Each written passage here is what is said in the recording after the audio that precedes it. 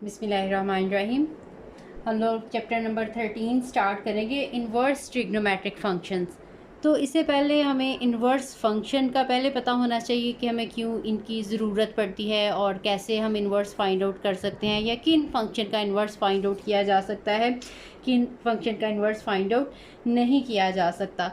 अब ट्रिग्नोमेट्रिक जैसे फंक्शंस की बात है तो हमें एंगल दिया हो तो हम उससे वैल्यूज़ फाइंड आउट कर सकते हैं। कोई भी, जैसे सपोज 30 है, अगर हमारे पास थीटा 30 है डिग्री है, हम साइन 30 कॉस 30 टेन सेकेंड को सेकेंड कॉट किसी भी एंगल की वैल्यू फाइंड आउट कर सकते हैं। लेकिन बहुत सारे हमारे ऐसे प्रॉब्लम आ जाते हैं कि हमें कोई वैल्यू दी हुई होती है तो हमने उसके एंगल की, जैसे सपोज यह हो tan of theta is equal to 1/√3/2, then we have to find the value of angle की कौन सी वैल्यू है ये एंगल की जिसपे टेन का आंसर ये वाला आ जाए।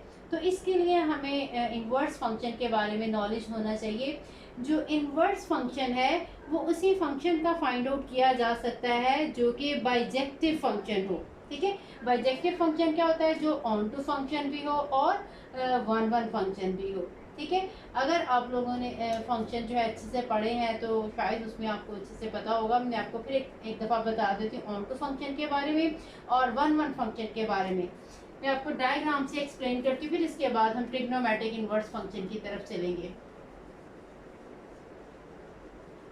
अब देखिए, हमने सिंपल वर्ड्स में सेट्स की फॉर्म में आपको बताती हूँ। हमने एक डेफिनेशन पढ़ी थी कि हम फंक्शन कहते हैं अगर हमारे पास कोई से दो सेट हो, एक सेट x है और एक सेट हमारे पास y है, तो पहला जो भी सेट है इसके जितने भी एलिमेंट्स हैं, सपोज a b c है और यहाँ पे है 1 2 एंड 3, अगर फर्स्ट सेट के सारे एलिमेंट्स किसी यूनिक एलिमेंट के साथ अटैच हो तो हम कहते हैं कि ये फंक्शन है। यूनिक का मतलब है a जो है वो 1 के साथ अटैच है, जो b है वो 2 के साथ अटैच है, जो c है वो 3 के साथ अटैच है। यानी हमारे पास a जो है सिर्फ एक ही एलिमेंट के साथ अटैच है, b जो है ये भी एक ही एलिमेंट के साथ अटैच है, c जो है एक ही एलिमेंट के साथ अटैच है। इसके सारे एलिमेंट्स यूज हो रहे हों और इनमें से कोई भी एलिमेंट जो है वो रिपीट ना हो रहा हो तो हम कहते हैं कि ये फंक्शन है। ठीक है, लेकिन इनमें से रेपिटेशन हो सकती है। जैसे सपोज हम कहें कि ये जो c है ये भी 1 के साथ अटैच है, तब भी ये एक फंक्शन होगा क्योंकि इसमें a b c तीनों यूज हुए हैं और तीनों एक एक ही एलिमेंट के साथ अटैच है। इनमें से कोई भी एलिमेंट रिपीट नहीं हो रहा। ये इस सेट के एलिमेंट रिपीट हो सकते हैं, ये भी हो सकता है कि सारे यूज हों, ये भी हो सकता है कि सारे यूज ना हो। यानी जब हम फंक्शन कहेंगे तो इसके लिए ये जो पहले सेट के एलिमेंट जिनको हम डोमेन भी कहते हैं तो इसकी डोमेन सारी यूज होगी और इनमें रेपिटेशन नहीं होगी। अब ऐसा फंक्शन जिसमें ये रेपिटेशन ना हो, ठीक है, अभी ये मैं सिर्फ फंक्शन की बात कर रही हूँ, अभी मैं ऑन टू फंक्शन या वन वन फंक्शन की बात करूँगी, फिर उसके बाद हम जाएंगे इसके इन्वर्स की तरफ, क्योंकि आपको जब तक इसका ये समझ नहीं आएगी कि हमें क्यों जो है फंक्शन को बाइजेक्टिव बनाना है इन्वर्स के लिए, तो आपको जब फंक्शन का कॉन्सेप्ट होगा या one one onto function का कॉन्सेप्ट होगा तो तभी हम इसको जो है अच्छे से ज़्यादा समझ सकते हैं। ठीक हो गया, फंक्शन की बात समझ आ गई कि फर्स्ट सेट के अगर सेट ए से है, सेट एक्स से सेट वाई में फंक्शन है हमारे पास यहाँ से यहाँ, और इसके सारे एलिमेंट यूज हो रहे हैं और इनमें रेपिटेशन भी नहीं हो रही, देन हम कहते हैं कि ये फंक्शन है। अब अगर हम इस सेट की तरफ चले जाएं तो इसमें हम जब फंक्शन की टाइप देख रही हो तब हमेशा हम सेकंड सेट की तरफ देखते हैं कि इसके एलिमेंट्स क्या सारे यूज हो रहे हैं, क्या यूज नहीं हो रहे, क्या रिपीटेड हैं या रिपीटेड नहीं है। अगर तो इस सेट के सारे एलिमेंट्स यूज हो रहे हो 1 2 3, जैसे मैंने पहले बनाया था कि सी जो है वो 3 के साथ अटैच था, अगर इस सेट के भी सारे एलिमेंट यूज हो रहे होंगे तो ऐसे फंक्शन को हम कहते हैं ऑन टू फंक्शन। लेकिन अगर इसमें से कोई एक एलिमेंट भी मिसिंग है तो ऐसे फंक्शन को हम कहेंगे इनटू फंक्शन। ठीक है, अब यहाँ पे जो फंक्शन मैंने बनाया है जिसकी ये डायग्राम है, ये फंक्शन जो है ये इनटू फंक्शन है क्योंकि इसमें जो है इस सेट के एलिमेंट सारे यूज नहीं हो रहे, 3 जो है इसमें यूज नहीं हो रहा, यानी सारे के सारे आंसर जिसके नहीं आ रहे जो कि इस सेट में थे।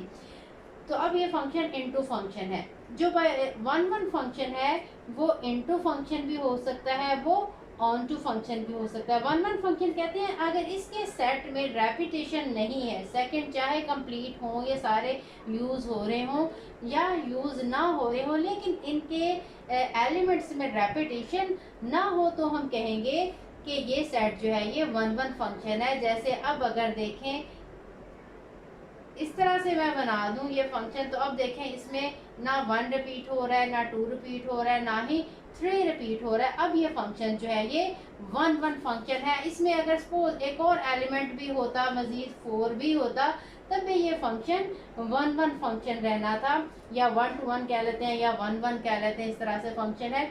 क्योंकि इसमें रेपिटेशन नहीं है, इसका ताल्लुक वन टू वन फंक्शन का सिर्फ रिपीट होने या ना होने से है। इसकी ये जो रेंज है ये पूरी होने या ना होने से नहीं है। यानी इस सेट के चाहे एलिमेंट पूरे यूज हो चाहे ना हो, लेकिन इनमें अगर रेपिटेशन नहीं है तो ये वन टू वन फंक्शन है। अगर इसमें कोई एक भी एलिमेंट रिपीट हो गया तो फिर मैं कहूँगी कि ये जो फंक्शन है ये वन वन फंक्शन नहीं है। जैसे कि मैं ए को टू के साथ अटैच कर लूँ या ए को थ्री के साथ अटैच कर लूँ, तो फिर मैं कहूँगी कि ये फंक्शन जो है अब वन टू वन नहीं रहा। ठीक है, इसी तरह से अगर मैं ये इधर से इसके साथ सपोज लगा लेती हूँ यहाँ पे, तो फिर तो ये फंक्शन ही नहीं रहा। इसमें सी रेपिटेशन होगी, सी की रेपिटेशन पहले सेट्स में कभी भी रेपिटेशन नहीं होगी। इसके एलिमेंट रिपीट अगर हो जाएंगे तो फिर ये फंक्शन ही नहीं रहेगा। अब इस सूरत में ये फंक्शन ही नहीं है।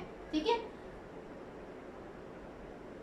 इसके एलिमेंट्स पूरे भी हो सकते हैं फंक्शन के लिए, कम भी हो सकते हैं, रेपिटेशन भी हो सकती है और रेपिटेशन नहीं भी हो सकती, फिर वो फंक्शन की डिफरेंट टाइप्स में आ जाएगा। अब ये वन टू वन फंक्शन उसी सूरत बन सकता है जितने एलिमेंट सेट वन में है या पहले वाले सेट में है, इसी तरह से उतने ही एलिमेंट सेकंड सेट में होंगे, तो ये फंक्शन जो है वो बाइजेक्टिव फंक्शन बनेगा।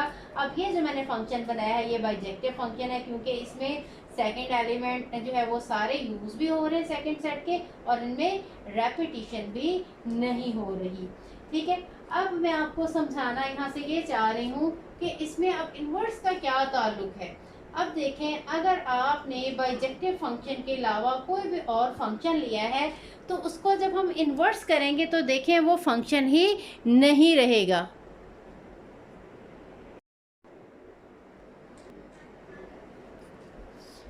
अब ये देखें, अगर हमारे पास ये देखें मैं फंक्शन बना के 1 2 एंड 3 4 5 एंड 7, और इस सेट से इस सेट में हम फंक्शन की बात कर रहे हैं। अगर ये फंक्शन था यहाँ से, एक्चुअली जब हम इन्वर्स ले रहे होते हैं उसमें पहला सेट और सेकंड सेट जो है आपस में इंटरचेंज हो जाते हैं, यानी फंक्शन जो है इधर से इधर हो जाता है, उलट जाता है। तो अब देखें, अगर ये मेरे पास इनटू फंक्शन था सपोज, अब अगर मैं इसको उल्टाऊं, फंक्शन ये मेरे पास x है, ये फंक्शन y है, जो इसका इन्वर्स है वो फ्रॉम y टू x हो जाएगा। ये देखें, ये है 4 5 7 1 2 एंड 3, 4 1 के साथ अटैच है, ठीक है, फिर 4 2 के साथ भी अटैच है, और फिर जो है 5 जो है वो 3 के साथ अटैच है। अब ये देखें तो ये तो डेफिनेशन ही ख़राब हो गई। इनटू फंक्शन था, इसको जब मैंने इन्वर्स इसका किया एक्स से ये एक्स से वाई में फंक्शन था, वाई से एक्स में जब हम गए हैं, इसमें देखें ना तो इसकी ये पहले वाले सेट के एलिमेंट सारे यूज़ हो रहे हैं, इसकी डोमेन ही पूरी नहीं हो रही, और इसके एलिमेंट जो है 4 ये रिपीट भी हो रहा है। तो इसका मतलब ये है कि ये तो फंक्शन ही नहीं रहा। तो इन्वर्स फंक्शन हम कैसे कहेंगे? ठीक है, इन्वर्स भी क्योंकि एक फंक्शन होता है, तो इसका जब हमने उल्टा तो ये फंक्शन नहीं रहा, इसलिए इसका मतलब है कि इनटू फंक्शन जो है इसका इन्वर्स पॉसिबल नहीं है। इसी तरह से इसका मतलब ये कि एक तो ऑन टू फंक्शन होना ज़रूरी है, दूसरा अगर वो फंक्शन वन वन फंक्शन नहीं है, वन वन फंक्शन नहीं है, तब भी ऐसा ही होगा कि जब ये रेपिटेशन उसमें आ जाएगी तब भी वो फंक्शन जो है वो इन्वर्स फंक्शन नहीं रहेगा। जब इसको उल्टाएंगे हम तो वो फंक्शन ही नहीं रहेगा। लेकिन अगर बाइजेक्टिव फंक्शन होता, जैसे 1 2 3 है और इसी तरह से 4 5 एंड 6 है, अब इसमें ज़रूरी नहीं है कि ये इसके साथ ही हो। ये इस तरह से अगर देखें 1 4 के साथ अटैच है, 2 5 के साथ अटैच है, 2 6 के साथ अटैच है, 3 5 के साथ अटैच है। ठीक है, इसमें ये भी सारे एलिमेंट एक एक दफ़ा आ रहे हैं और यूज़ भी सारे हो रहे हैं, रेपिटेशन भी नहीं है। ये जो सेकंड फंक्शन है ये ऑन टू फंक्शन भी है, ठीक है, और वन वन फंक्शन भी है। इसके सारे एलिमेंट यूज़ भी हो रहे हैं और इनमें रेपिटेशन भी नहीं है।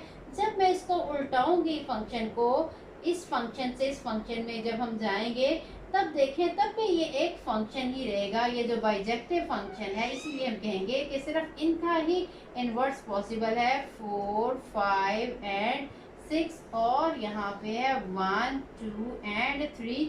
तो 4 अटैच है 1 के साथ और 2 अटैच है 6 के साथ और ये 5 3 के साथ। तो अब देखें ये फंक्शन ही रहा, इसके सारे एलिमेंट यूज भी हो रहे हैं और इनमें रेपिटेशन भी नहीं हो रही। तो इस फंक्शन का इन्वर्स, अगर हम इनको ऑर्डर्ड पेयर की फॉर्म में फंक्शन को लिखें, आपको पता है फंक्शन को एक तो हम रिलेशन की फॉर्म में भी लिखते हैं और इनको हम ऑर्डर्ड पेयर की फॉर्म में भी लिखते हैं। तो ये जो फंक्शन है अगर ऑर्डर्ड पेयर की फॉर्म में लिखना हो तो ये 1 और 4 है और 2 एंड 6 और इसके बाद नेक्स्ट जो है वो 3 एंड 5 है। अगर हम इसको f इनवर्स हम लिखेंगे, इसका इनवर्स फंक्शन लिखना होगा हमने, f inverse it will be equal to,